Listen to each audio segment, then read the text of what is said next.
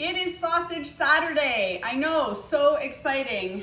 You can start, with all of your jokes now and continue on through the rest of the video. I hope to provide lots of opportunities for jokes. Before I start, I have to grind a couple of spices. So I have some hot peppers here that I grew this summer. I grind all the peppercorns fresh as well as the fennel seeds. So I'm just going to get going and doing that now. Any of the recipes that we use today, along with some of the instructions, I will post in the description box below so that if you're interested in making some of these sausage recipes, you can do that yourself. Tilly is squeaking with her toy. This is the beauty of YouTube.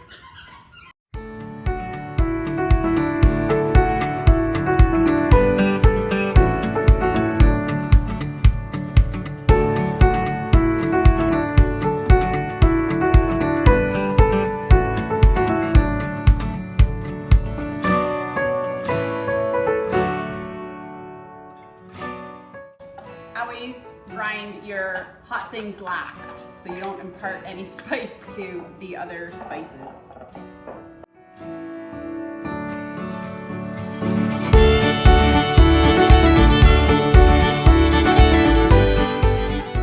We have to rinse the sausage casings. They come packed in salt, and so now we're just going to take them off the sleeve, rinse them out, make sure they're well rinsed, and then set them aside while we grind the meat.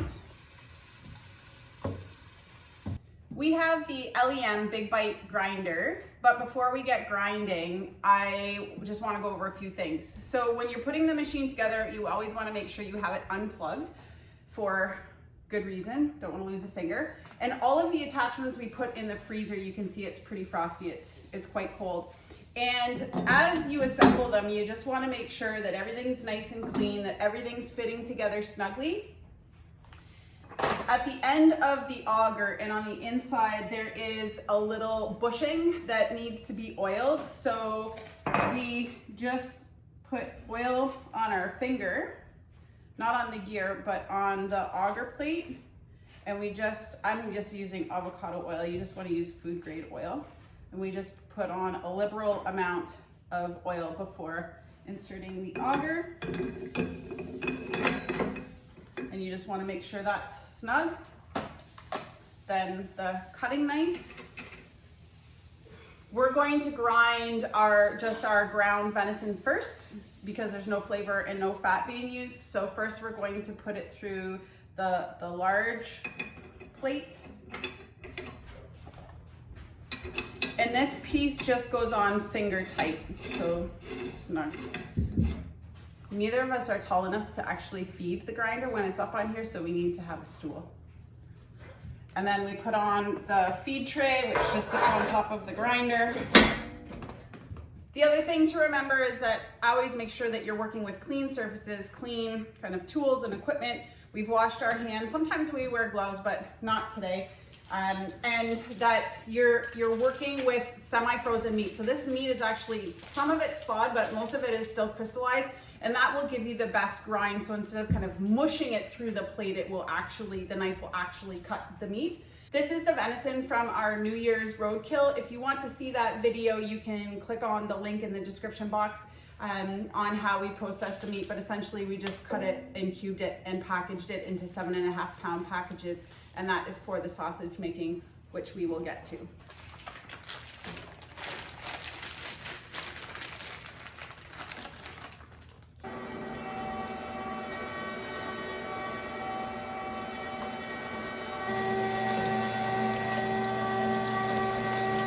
We've put it through the coarse grind. Now we're going to do fine grind. So we just have to switch out the plate. Now we'll load this back in and we're going to do the fine grind.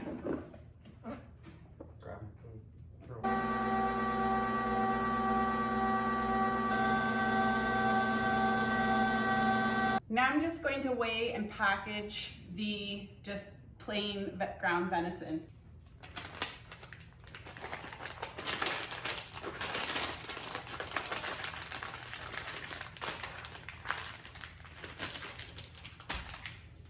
And I get my little tapes ready, so I just tape it like so. That's beautiful ground meat.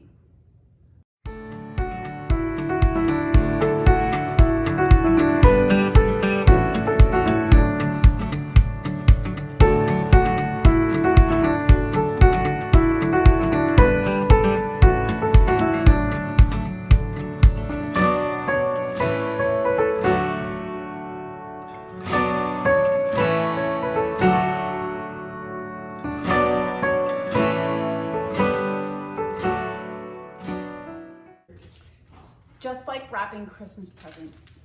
We're going to do the honey garlic first, but first we're actually going to coarse grind all of the meat and the fat to blend it together. Once we've coarse ground everything, we're going to add the spices and then fine grind it, and that helps to mix the spices into the mixture so that the spices are spread throughout. We're going to add 7.5 pounds of venison, and then I just need to weigh out 2.5 pounds of pork fat. And again, the pork fat came from Farmer's Butcher Shop in Lindsay. They're awesome. That's where we got our sausage casings as well. The meat should be crystallized when you're feeding it through the grinder. You should see little crystals on the meat, and that helps to keep everything cold as it's going through the grinder. It really helps. We have 2.5 pounds of pork fat in the hopper with the venison, and we're gonna mix. So a little bit of meat, a little bit of fat, and let that come through. You can add your spices in 2 different times, well, 3 really. You can add your spices before you put your meat through the coarse grind, so in the cubed state, and we've done that and it worked really well. You can add it between your coarse grind and your fine grind, which is what we're going to do here. You get a better mix, or you can add it after your fine grind, hand mix it and stuff. So it's completely up to you. So we're gonna make the honey garlic first, and I have my recipe out in front of me just so that I don't make a mistake. You use 1.5 cups of honey or corn syrup, whichever you want. My brother-in-law is a beekeeper, so we have honey from the shores of Lake Erie. Thanks, Jim. Then you add 4 tablespoons of coarse salt, and I'm using pickling salt.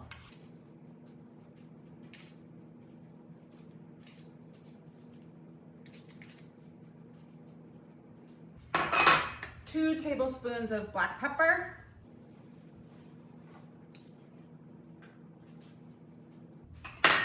And 6 tablespoons of minced garlic.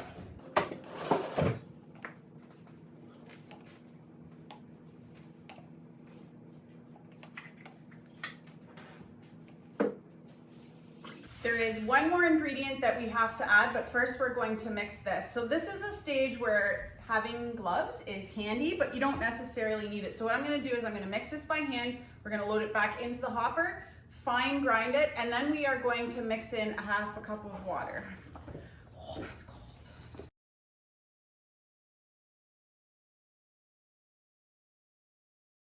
Okay, so when you turn on the grinder, you want to make sure that you're not feeding too much of the grind through at once. So you'll see Brian will just flick kind of little bits through.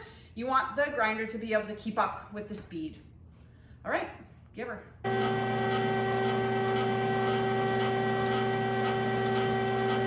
We have our fine grind for honey garlic. The only thing we have left to add is the water, and I didn't add that before we put it through the fine grind or the fine plate because it gets kind of pasty, and I'll show you what I mean here. So I've just kind of rinsed out my honey, but you just add 1/2 cup of water to the mixture with a little bit of honey in this case. And then you mix it in, and you just want to get to, it will get what I describe, there's probably some proper term, as pasty. And that's where you want to be when you stuff it. And it doesn't take very long, so I'm just going to turn that in. And some people don't add water at all. I guess it's preference. The videos that we watched, they talked about the idea that the water kind of steams the meat as it cooks, and we liked it. We did it the first time, and we've done it ever since, so it's up to you. Okay, I am there. The next thing we're going to do is a taste test. It's always good if you've never made sausage before, and even if you have, just to try to make sure the mixture that you've made is what you want, because once it's in the casing and frozen, you can't change it. So we'll make a little patty and fry it up. All right, we're gonna fry up a patty.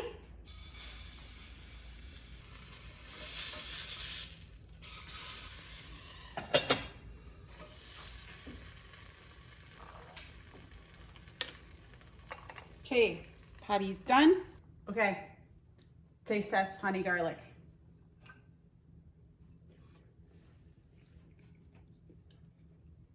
Hot. No honey garlic. Oh, that's good. Good. Want that last one bite? Let it cool off for me. Like a little baby bird. Come on. It's too hot. Now that we've taste tested, we love the way it tastes, we have to pack the cylinder for the sausage stuffer and then put the intestine on the attachment. And so when you pack it, you pack you make kind of little meatballs and you pack it right down into the bottom of, you don't want any air because then that air gets transferred into the casings. We filled it to about 3/4 full because we're not going to fit it all. Brian has lubricated the seal on the plunger and that just helps as you fill the casing. So he's going to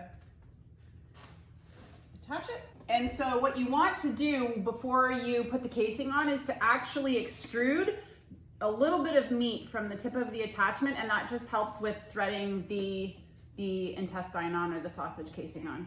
So whenever you do this, you want to work with wet hands, and when we wash the casings, we leave the ends hanging out of the bowl, especially if you have multiple casings in a bowl. It can make it really tricky. I can just hear all the jokes right now. But you just want to make sure this goes on as straight as possible. We have the Valley Sportsman sausage stuffer, and it comes with multiple different size stuffing attachments, but we tend to use this size. I don't know, is this like 3/4 inch or inch? So before we start stuffing, the first thing that you should do is just tie a knot at the end of your casing. Put that back on. I get a knife just in case we get any bubbles. And then what I do, I don't know if anybody else does this, but I'm really just learning, is I wet the countertop, and that just helps the sausage kind of slide as the casing is being filled. I find it helpful. You don't want to fill your casings too full, because if you do, when you go to form your sausages, the casing will break. So you want to kind of try and find a happy medium. Okay.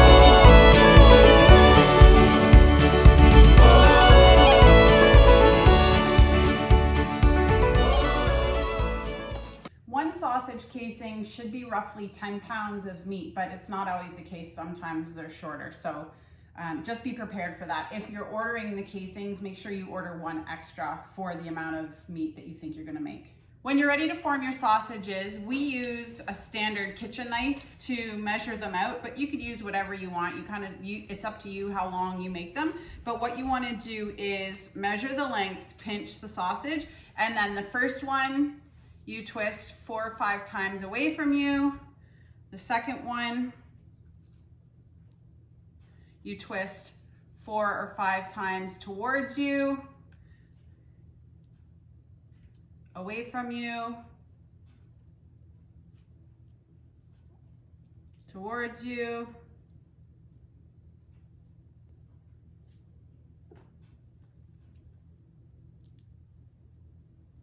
away from you.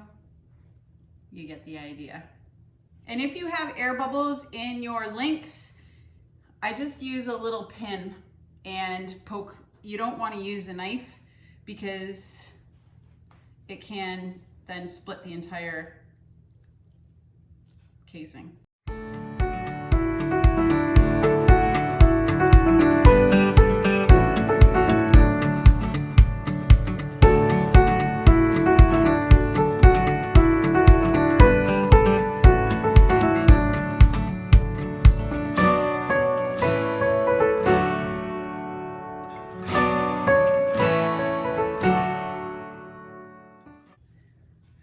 So there we have some nicely formed links, and we are actually going to put these out on the counter to dry for about an hour and then package them.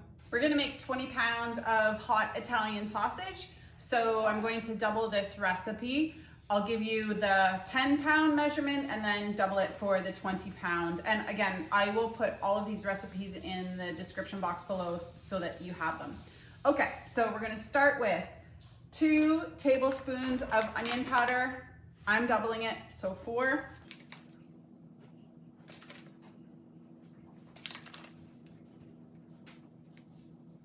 Just enough, it's like it is meant to be. 4 tablespoons coarse salt, so I am doing 8.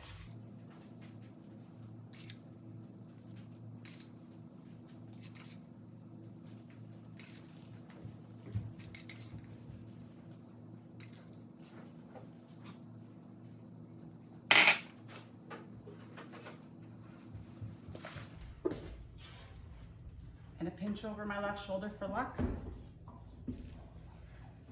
2 tablespoons of partially ground fennel. I am going to do 4 tablespoons.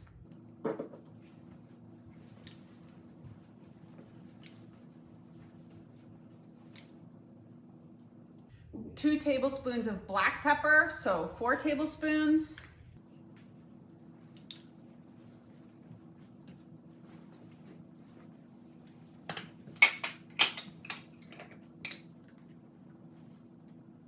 This is where it gets fun. So 5 to 6 teaspoons of cayenne pepper flakes, and that is for medium heat. So I'm gonna do 2 heaping tablespoons.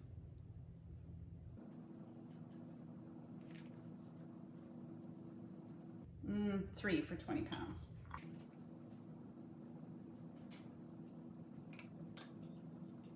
Okay, and the only other thing we need to add after mixing this is the water, which we will do again after the fine grind. So I'm going to mix this up.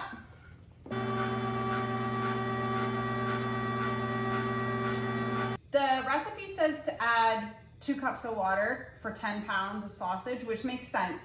I'm going to start with 2 and then see where we're at. This is a lot.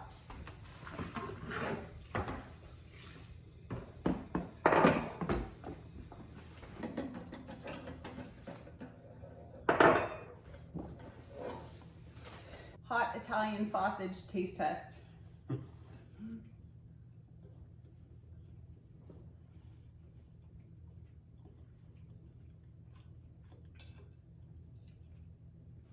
There it is. I was like, it's not very spicy. No, but it's good. A little bit. After. Takes a minute. After. But it's good. Yeah, that's good. I don't think we'd go any hotter.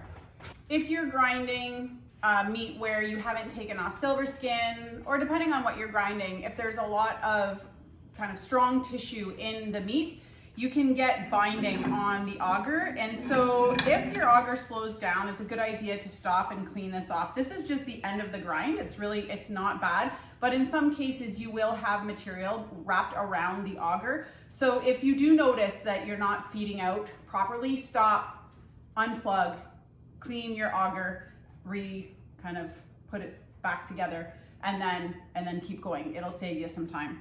Anything that comes off the auger that we're not putting in sausage, the chickens get. We've always made stuffed sausage when we make sausage, but last time we tried a couple of packages where it wasn't stuffed. I like to use the hot Italian sausage for things like lasagna and other meat, dishes. And so it's nice not to have to take them out of the casing. And so I'm going to just stuff a couple of bags just with some of the hot Italian sausage. So to do that, I just turn the vac seal bag a little bit inside out. And I'm just guessing about how much this is. Trying for like a little bit over a pound, probably good.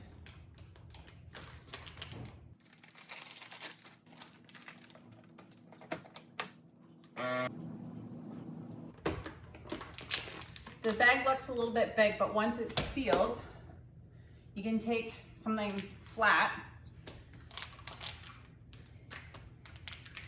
and press it down to fill the rest of the bag.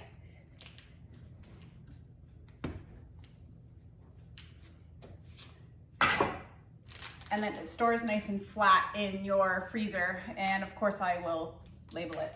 We need a Sharpie, and I'm gonna try using some of these bags today to pack some of the sausages. I also just use scissors to snip the sausages apart. So we'll see how it goes.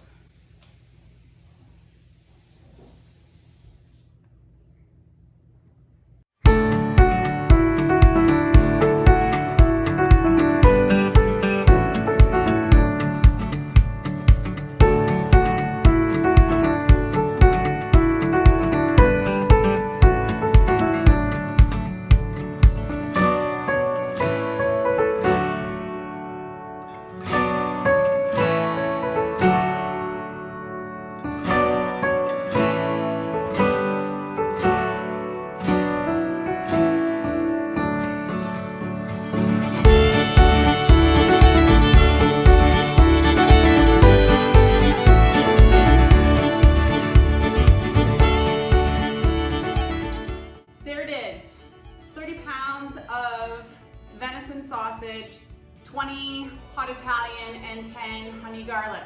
I hope you've enjoyed the video. I hope you find it helpful and that you'll try your hand at making sausage. It's super easy. I think the biggest drawback would be the equipment, and if you don't have the equipment, maybe you know a friend who does and could lend it to you.